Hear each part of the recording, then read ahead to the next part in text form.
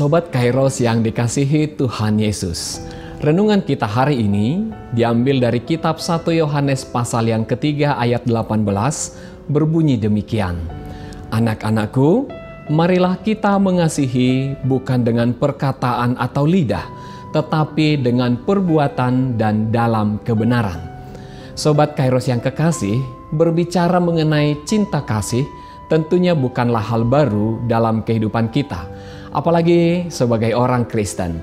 Dengan mudah kita menemukan ungkapan-ungkapan cinta kasih dalam berbagai bahasa, simbol maupun lambang yang dibuat oleh manusia.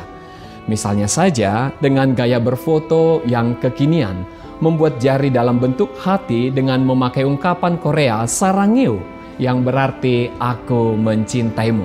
Kedengarannya indah bukan?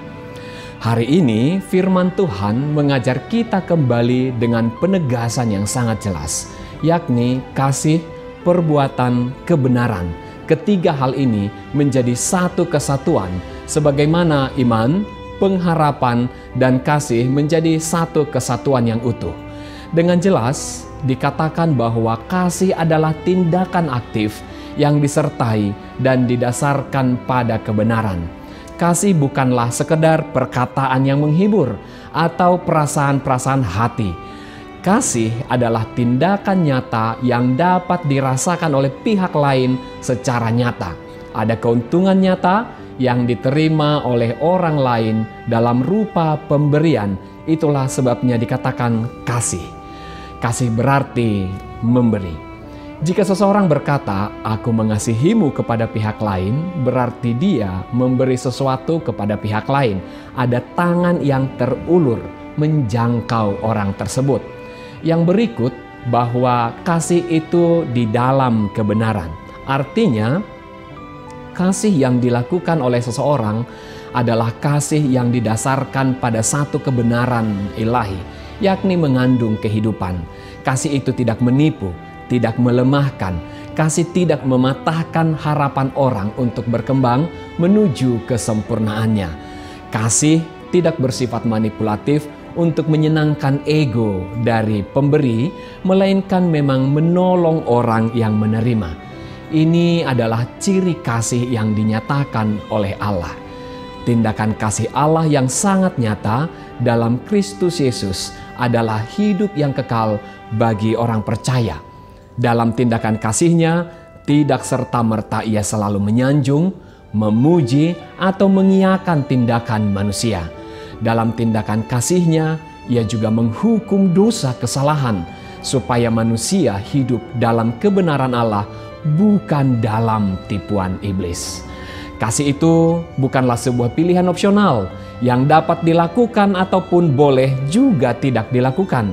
Tindakan kasih dimaksudkan untuk dipertunjukkan kepada orang lain sebagai bukti iman kepada Kristus yang telah memberi teladan, maupun sebagai bentuk kesegambaran dengan Allah.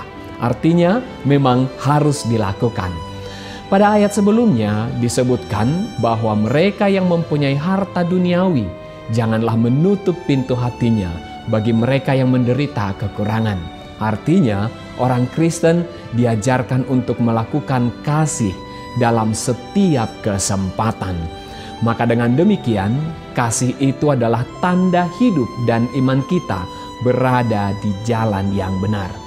Sobat Kairos, cinta tanpa perbuatan adalah ilusi dari perasaan, dan cinta tanpa kebenaran adalah penipuan. Gereja lahir karena kasih, dan gereja bertumbuh karena kasih. Adakah kasih dalam dirimu hari ini? Amin. Selamat beraktivitas Sobat Kairos, Tuhan Yesus memberkati. Shalom.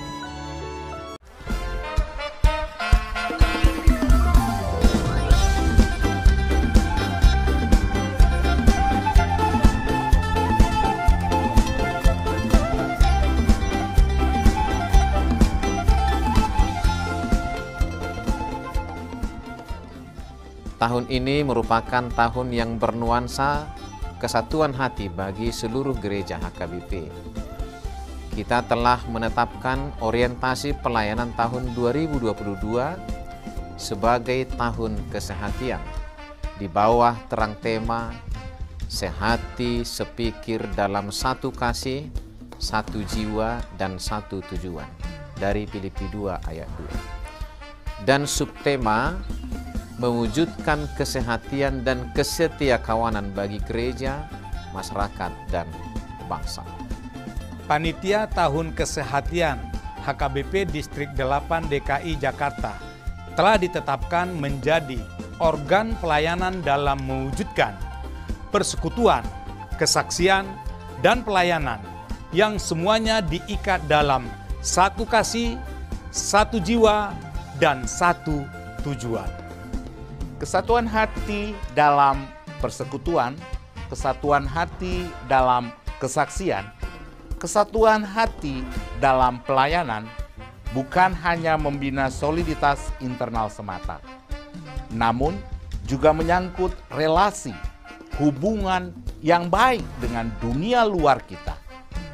Maka untuk mewujudkan kesehatian yang nyata dalam kehidupan warga gereja, Panitia Tahun Kesehatian HKBP Distrik 8 DKI Jakarta berkomitmen untuk berkarya dalam program-program kreatif dan relevan dan bernilai tinggi untuk menguatkan visi dan misi kerajaan Allah di dunia ini.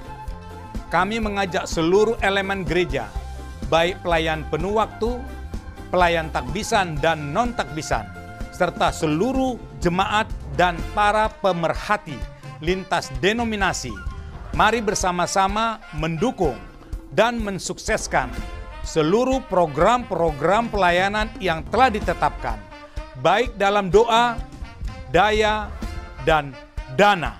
Semuanya akan menjadi persembahan yang hidup bagi Tuhan untuk memperkokoh persatuan yang hidup dan saling melayani di tengah kehidupan yang penuh dinamika ini. Marilah saling mendoakan, saling menopang, serta bertolong-tolonganlah menanggung bebanmu. Demikianlah kamu memenuhi hukum Kristus. Horas, horas, horas!